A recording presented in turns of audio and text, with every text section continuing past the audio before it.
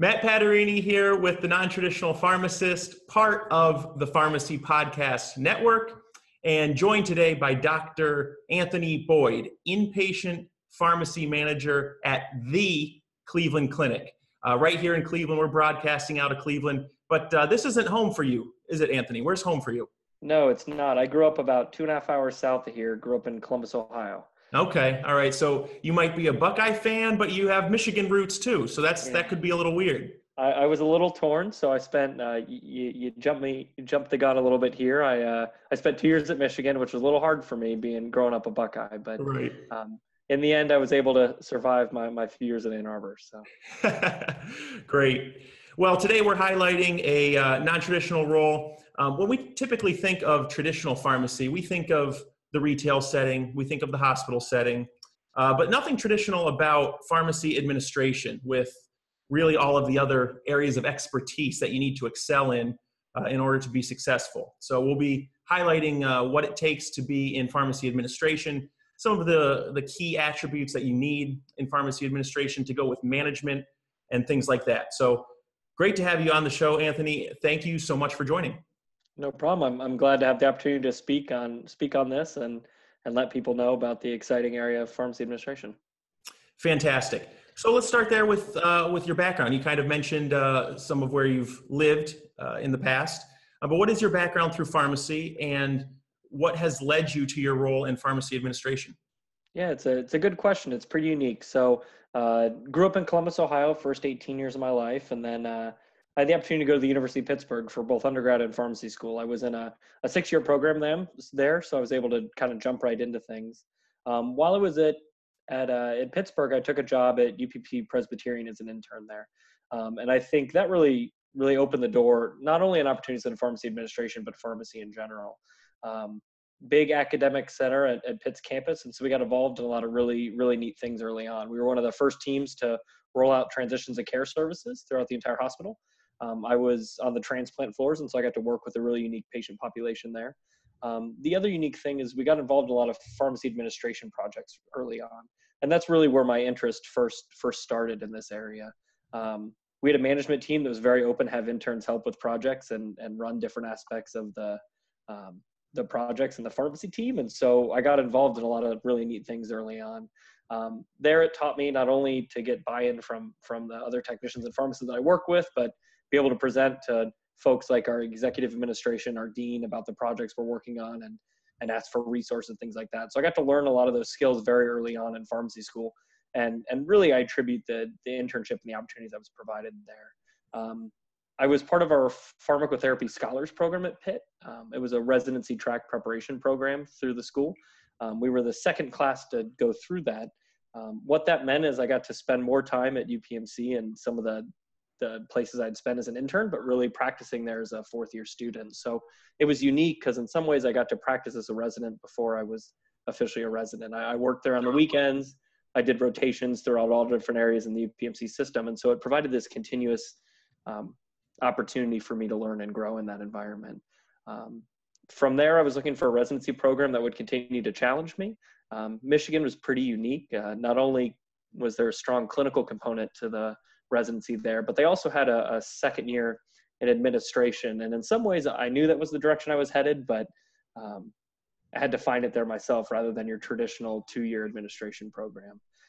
While I was there, I interviewed with John Clark, who later became one of my very close mentors, but we talked about my interest in both the clinical side and the administrative side during my interview and realized that I thought it would actually be a really good fit at Michigan.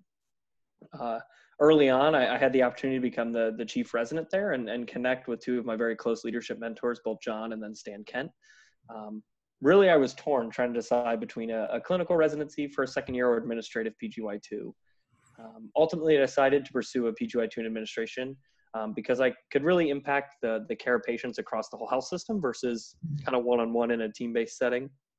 However, many of the same strategies I used to impact patient care, thinking about going back to the data and the literature, being able to speak about patient care with doctors on a clinical basis, impacting the clinical guidelines and pathways for how we care for patients. Basically, I took all of that in the individual team setting and was able to apply it across a pharmacy department, health system, et cetera. So it provided a unique opportunity, and I realized that was the direction I wanted to go. From there, I spent 2 years at Michigan. They were a great 2 years, and a job opened up at Cleveland. I had some personal ties to the area, so we can get into that a little bit later. But the role was pretty unique. When I was sitting back as a PGY1 and trying to decide really what direction to go, it was either administration or oncology. Here at the clinic, I get to practice in both on a daily basis. So it combines both my interest areas, and so that makes my job fun and interesting all at the same time. So as you highlighted before, I'm currently the inpatient pharmacy manager in the Taussig Cancer Center. So I oversee oncology operations for our infusion area and participate some on the care of patients on the inpatient side too. So it's a unique role, and I've really enjoyed my time here thus far. I've been here going on 10 months now, beginning of next month. Wow, a lot of interesting experience, and experience early through pharmacy school and then through residency, and now in your management role at the clinic. Pharmacy administration that's kind of a broad term. How would you define pharmacy administration, and what's included under that term? I'm actually going to take a quote directly from my current chief pharmacy officer, Scott Knorr. So he went back and defined what's known as the pharmacy enterprise. I want to say back in 2014. Don't quote me on the year exactly, but he described the pharmacy enterprise as an integrated system of business units with accountability for clinical and financial outcomes related to medication use across the continuum of care in a health system. And so really where I see pharmacy administration is ensuring the provision of the medication use across the system in a consistent manner. So thinking about some of the things he talked about, the clinical and financial outcomes tied to medication use. As you know, as well as anyone, medication use is a large driver of costs in the health system. There's some statistics that report it's almost to a quarter of a total health system's budget. So medication use is important. And so really pharmacy administration ties anywhere into helping ensure consistent care across health systems. And so it is pretty broad in some ways. You hit the nail on the head. So the way that I see it right now, so a lot of the structures in your major health systems, you have a chief pharmacy officer. He's kind of the CEO for medication use across the enterprise. And so you think about a place like right now where I'm at the clinic, we have both a national and international presence. So you think about all the different types of medication used across all those health systems and outpatient facilities. And really, our CPO is responsible for all of that. And so pharmacy administrators are folks that work with him to help make sure it's consistent across the board. I really kind of oversee that at a local level at the cancer center, but obviously we have folks everywhere across the entire health system. When I think about kind of what that encompasses within pharmacy administration, it's the clinical pieces, operational, it's all the financial pieces to the care. You have to think about regulatory, quality improvement. I work with really all those teams on a regular basis to make sure that we're best caring for patients. And so it's fairly broad and encompasses a lot of different portions, but yeah, it makes pharmacy administration unique. So. Pharmacy enterprise, is that, did he put a patent on that or something? Can other people use that? So I think it's been around for a little bit longer, but he talked about it in an article and really helped define that. And really, I think it's pushed the profession forward rather than just being pharmacy departments. You have to think about it at enterprise level because it impacts care everywhere. Yeah, that is interesting. Pharmacy enterprise, you mentioned CEO. I mean, a lot of business terms. How important is business training, business experience in pharmacy administration? Yeah, I think if you look at most of the training programs that are out there right now in pharmacy administration, a lot of them center around either in Masters of Science in Pharmacy Administration, some newer programs have implemented Masters in Health Administration or MBAs as well. I know Michigan, right as I left, we implemented the MBA at the Ross School of Business too at Michigan. So not only you think about all the great things you learn within the health system, but all the great things you can also learn at the Ross School at Michigan. So I think it is really important. I think there's different ways you can learn it. I think nothing replaces on-the-job learning, but I think the classroom can really supplement that. And as a whole, the pharmacy administration field sees it as important because a lot of the classes center around the basics of financials and being able to understand it. You're not going to be an expert by any means, but you have to understand at least the basics. Yeah. You talk a little bit about on-the-job learning. It's so important. and I'm sure you've done a lot of that over the last 10 months. Yeah. Describe some of your day-to-day responsibilities, just the description of your work in general, and then we'll get into a little bit of how that plays into your work-life balance. Yeah. So when I was thinking about a role, I mean, I get stagnant. I like to be able to move around and see a lot of different things, and my role really is evident with that. My day-to-day role changes really on a regular basis. Often my days are guided by the operation and clinical needs of the area in the cancer center. Part of my day I'll spend working on some projects related to work area. I'll be in various meetings related to the clinical, operation, quality, regulatory, informatics, and financial aspects of the care of oncology patients. I also spend a considerable amount of time checking in with staff at the various centralized and decentralized roles throughout the cancer center within the department. Also checking with nursing and physicians to see what else they really need. I had an impactful conversation with a mentor at Michigan during my second year, and really he stressed the importance of leaving your office and going to where the work's being performed. Mm. It's very easy to get caught up in some of the administrative tasks with the role, but it's really important to go out on the front line and see what's going well, where can we make improvements. And so getting up away and kind of taking a walk around and understanding what folks are working with is important. So that's something I try and do. So that's a little bit of my day in a nutshell. And to tell you the truth, it's a little bit different every day, but that's one of the aspects that I enjoy. Do you have a favorite task or work responsibility that you enjoy doing more than others? Or is it kind of nice to have the blend? I like the blend. I think when I think back to what some of the most impactful moments of the day are, I think it's any opportunity that, whether it's a student, resident, staff member, help to develop and build some of that skill set out. And so help them kind of learn and grow or learn something new is important. And then honestly, I don't get to see patients every day, but some of the interactions that I have with patients are still really impactful. I think back, we had a patient who was interested in why it took so long to prepare his medication from the infusion center, and he had an engineering background. And so being able to tie in the engineering background to the operations pieces that go in, we have robotics at the Cleveland Clinic. And so being able to describe some of that to him and help him understand in a way that makes sense to him, those interactions are always impactful. It's different than the direct patient care I used to perform, but it's still a good opportunity to teach folks something new about how their medications are prepared. Yeah, that's a cool story. When you talk about healthcare and pharmacy, I think sometimes it gets a bad rap for work-life balance, working on weekends, working at nights. How is your role in pharmacy administration fit in with your work-life balance? Yeah, something that I'm constantly striving on. It's actually really hard going from a 2-year residency where you're pushing and trying to get everything done to taking that step back and realizing there's life outside of that bubble. So it's an ongoing struggle. It's something I've been constantly working on, but getting better at over time. My fiance is also a pharmacist at the Cleveland Clinic, which I think helps. She practices in the outpatient transplant clinic, so way different than my role. And I think it provides a good balance. Our roles are unique, and so we don't overlap all that much in such a large department, and so we get kind of a balance when we come home, and we do such different things during the day that we don't always have to talk about it, but at the same time there is someone that understands what each of us is going through, and so it does provide that perspective.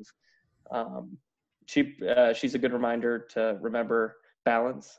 Obviously there's a lot of opportunity to delve back into that during the day, and so making sure that at night, hey, phones put away, not responding to emails, texts, anything like that. On the weekends, putting the phones down and going outside and spending time enjoying the weather, and especially the lake here in Cleveland. So finding those opportunities, I think you have to constantly work at it because you really can be tuned in all the time. And so it's important to find that balance. And I think it's different for everyone, and something that I'm constantly working on to get better at. Yeah, I think we're all guilty of that to some degree, no matter what role you're in. It's if you let it, work can take control, which is good in some ways. Working hard is good. But it is important to have the balance, do things that you enjoy, spend time with the people that matter most, is all really important stuff too. When we talk about your role currently, how is that helping you get to where you ultimately want to be? In other words, how is this role helping you achieve your professional goals and personal goals? Yeah. So I think back So my parents are both involved in healthcare in some ways. And so my mom's an occupational therapist in the Ohio State system. So she directly sees patients. And then my dad's actually in engineering by background. Now he's the vice president of medical and healthcare research analytics for a firm in Columbus. So a lot of, they both come from two different sides of healthcare, but that's something that I've always grown up with. And it's actually fairly unique because I think in my role now, I really combine both of those pieces that they brought to healthcare. And so it's funny how things overlap over time. But so it's something that's always been in my family growing up. I've known for a long time that I wanted to be involved in healthcare and help take care of patients. It started kind of volunteering in my mom's hospital in high school and working my way through college. In high school, I spent a lot of time with pharmacists in a lot of different care settings and enjoyed the aspect that they were able to have on the care of patients. And so my role is a little bit different than when I started pharmacy school and what I thought it would look like about at this time. But I've really enjoyed it and helping to care for patients on a broad scale and blend my interest in healthcare with some of my other strengths that suit me well in this current role.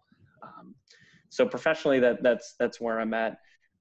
Also, that I wanted a position where I was challenged every day and each day was unique. And I can confidently state that I've found that in my current role, and really to have a positive impact in the role from when I came in to where I leave it at some point. And so that's another goal. So professionally, those are the things that I want to accomplish. I think personally, I enjoy what I do, and it's an intellectual challenge, and it makes the day go by quick. And personally, also, I want to find a career where I can support myself and my fiance and allow us to do the things that we want to do outside of work too. So find something that will able to take an interest at work, but then apply it to things outside of that too, and have the means to be able to do that. And so it allows me to accomplish those personal goals. We're in the process of planning a wedding right now. So congratulations. Like When's the big day? It should be June 15th of next year as we officially booked the venue. So Fantastic. being able to provide for things like that. Exactly. You heard it here first on the Non-Traditional Pharmacist. Are we going to see Chief Pharmacy Officer Anthony Boyd in the future? That's a good question. To tell you the truth, I could sit here today and tell you that might be the path my career takes, and it might not be. I'm not entirely sure. I think within we can talk about that a little bit more. I think within the pharmacy realm, there's a lot of great opportunities, and really that's the penultimate in the pharmacy realm. But I think not only what pharmacy administration teaches you within the pharmacy department, it really can apply in a lot of other aspects of healthcare as well. I know there's been some other pharmacy leaders that have made their way up to the chief operating officer of an organization, or even the CEO of some hospitals. So I think the skill set you learn can really translate across healthcare. And so I don't know where my career is going to take me quite yet, but I think all of this is building knowledge and skills that I can apply in many different aspects to help care for patients, whether it's in the pharmacy specifically or not. Time will tell. Exactly. What other roles are there for pharmacists in pharmacy administration? We mentioned how broad of a practice area it is. What other specific roles are there available?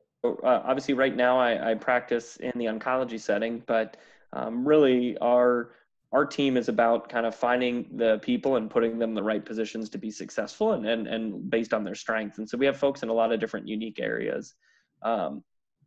I'm specifically in the oncology area. We have folks in pediatrics. We have folks that focus on sterile products and preparation. We have folks in medicine. We have folks that work with population health team to expand pharmacist presence in the ambulatory care areas to impact care on a broader scale.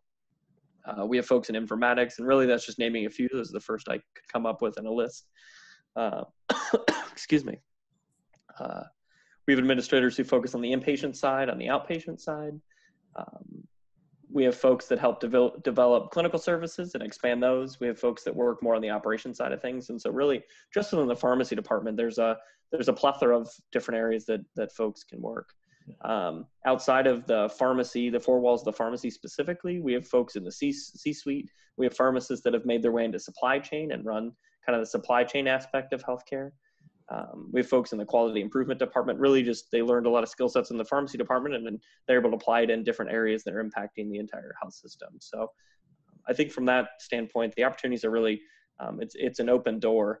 Really, I think pharmacy administration opens more doors than it closes. It teaches invaluable skills in healthcare that you can apply in a lot of different areas. I talked a little bit about the budgets earlier being such a large component of overall health system expenditures. So it's important stuff to learn, and you're having a big impact on the care of patients in the entire health system.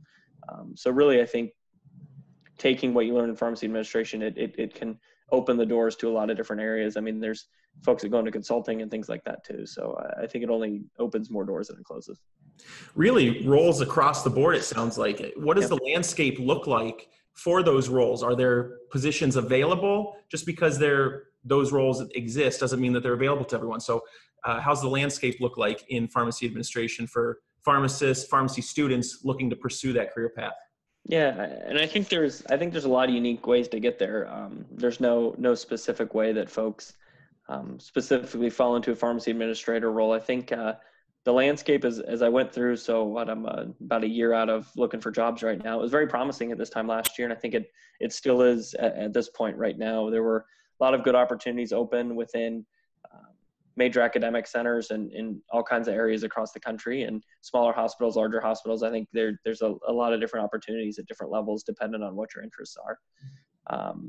I think as the pharmacy enterprise continues to get larger, more complex, it only opens up more opportunities. I think as departments continue to grow, there's different places that pharmacy administrators can really fit in. I think it's a constant balance. We know in healthcare that healthcare is getting more expensive, and for every FTE that you add to a pharmacy enterprise or department, you have to determine what their role will look like. For every administrator, that means one less person that's providing direct patient care for patients. So it's constantly a balance that I think we have to think about. The healthcare costs continue to rise too, and again, you have to think of that aspect. So you have to think about weighing out providing that direct patient care versus some of the other administrative roles. I think in any role that you're in, it's important that you can demonstrate value and how you can positively impact the care of patients. So whether you're frontline staff, you're working as a pharmacy administrator, you have to think about that. So I can't predict exactly how the landscape will look like. Right now it's good, and I think anywhere we can find a niche to help better care for patients is the important part. I think that's the whole role behind this podcast as well, right? It's finding different niches to help take care of folks and finding unique roles. I think landscape-wise, there's a lot of different ways to get there. In some ways, I think traditionally out of school, folks can pursue pharmacy administration training, residency training, and that'll help you get there. But there's folks that practice for a long time and then decide that they want to pursue different opportunities. So they go back and get a master's degree, or they find themselves into a clinical lead type role that eventually develops into a manager role and things like that. So I think there's a lot of different unique paths to get there. There's no one way. It's just finding that skill set and developing that skill set over time and finding the opportunities as they open up. Yeah. What advice would you give to people looking to pursue pharmacy administration? It's a good question. I would say one of the biggest things, and it's actually how you and I met, finding a mentor. So I had some very good mentors from my time at Michigan, and you and I were able to connect through one of them while you were on rotation. And so I think finding a mentor that can help you develop and grow over time is really, really important. And it's something that I've tried to find in each stage of my career. I think if you're potentially interested in pharmacy administration, find an administrator to spend some time with. Whether it's your manager or director or even the chief pharmacy officer, folks are usually pretty open about having them spend some time to see what the day-to-day looks like, to sit through a couple of the meetings and understand, do I have any interest in doing this at least part of my day?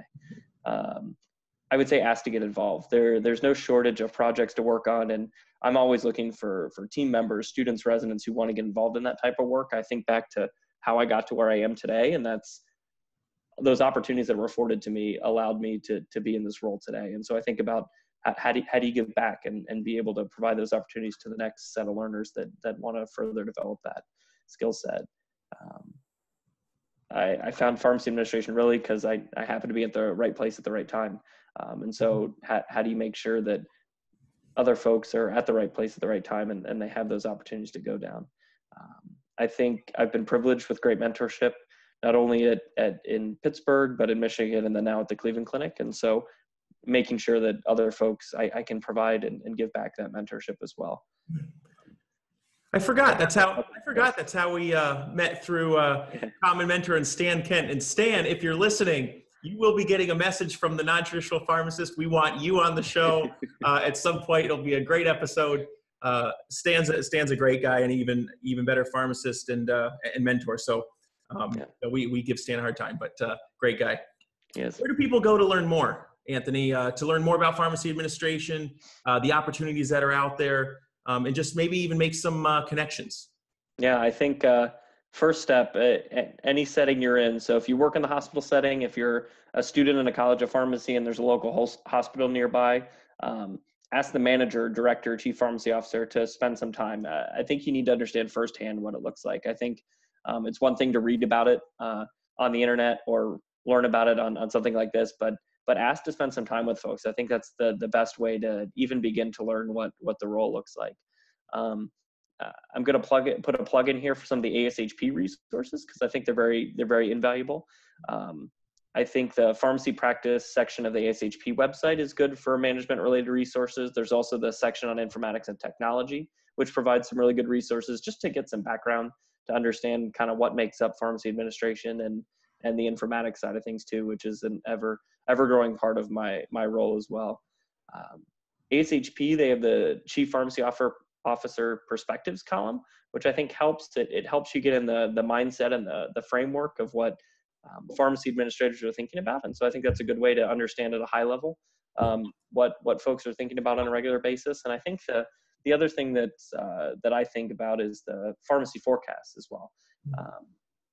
It provides a good perspective on what the future of pharmacy may or may not look like from some experts in the field. And so being able to understand what that looks like and helping to build that over time. The other thing I find pretty invaluable, they're really short, quick tidbits, is the Harvard Business Review emails. They provide just tidbits, management type resources. They're a quick read. That's usually one of the first things I'll look at in the morning and provides a little tidbit for you to think about throughout the day. Outside of that, I think there's all kinds of resources. Harvard Business Review, there's different business type magazines. I'm trying to think what else I use off the top of my head. Actually, LinkedIn is a great resource to learn more about what others are thinking in healthcare, especially relates to healthcare finance and drug pricing moving forward. So I think any information is at our fingertips now, and so it's pretty unique. You can read and learn a lot and be able to have educated conversations with folks about what the landscape looks like. We talked a lot about the landscape of pharmacy administration, but we like to conclude all of our episodes with your thoughts on the pharmacy profession in general. Kind of what do you think our profession will look like moving forward in the coming years? I can tell you the way that it looks now will not look the way in the future. I wish if I could predict exactly what it looks like, I'd probably play the lottery and bet on some other sports games or something like that as well, because I'd be able to read minds. I do think it's going to change a lot over time. And I think really it's going to be driven by a lot of the data we're producing. I hear statistics all the time about the amount of data that we're generating in healthcare and how much that's doubling and tripling over the years. And so how do you take all of these disparate data sources, be able to apply them to better care for patients? So I think about whether it's pharmacogenomics. We know medication adherence is a problem where patients aren't taking their medications when they go home. How do we use that data to better care for patients? How do we customize doses for patients? There's discussion about 3D printing custom doses for patients at home. So pharmacy is going to change just as technology is changing. And so how do we get along on that train with it? I think the importance of pharmacy is going to be, again, centered around patients. I think less on the dispensing side of things. So I think about all the technology systems we've already implemented in the hospital setting. So the various automation systems or robotic systems that we have that help improve medication safety and help be able to reapply the pharmacist to more active clinical roles. I talk about this with my fiance all the time. The traditional role in the pharmacist is not going to exist in the future. And so I think it's going to be about how do we best care for patients and interacting with patients, and medication regimens get more and more complex. And so how do we simplify them for patients to make sure they're doing the right things when they go home? I think that there's going to need to be continued focus on that for the pharmacy profession, because the traditionalist roles as they exist, I think it's one thing to talk about this in this podcast, but really the traditional role of the pharmacist is going to look different than it ever has before. And I think all of healthcare is going to look different. And so how do we think about not only taking the expertise that we've built in the inpatient setting, applied in the ambulatory care setting, because care's transitioning in that way too. And so I wish I could predict the future exactly as it is, but I think as long as you're remembering the patient on the forefront and going back to that and how do we best care for patients when they're at home and make sure they understand their medications fully is going to be the core component to what pharmacy care looks like in the future. Well, there you have it. Future Chief Pharmacy Officer, Dr. Anthony Boyd. Go where the work is being performed. Spoken like a true leader. Anthony, thank you so much for your time for this episode of The Nontraditional Pharmacist, part of the Pharmacy Podcast Network.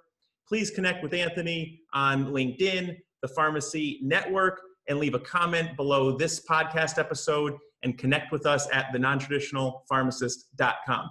Anthony, thanks again. We will see everyone next time. Matt, I appreciate your time. Thanks a lot, guys.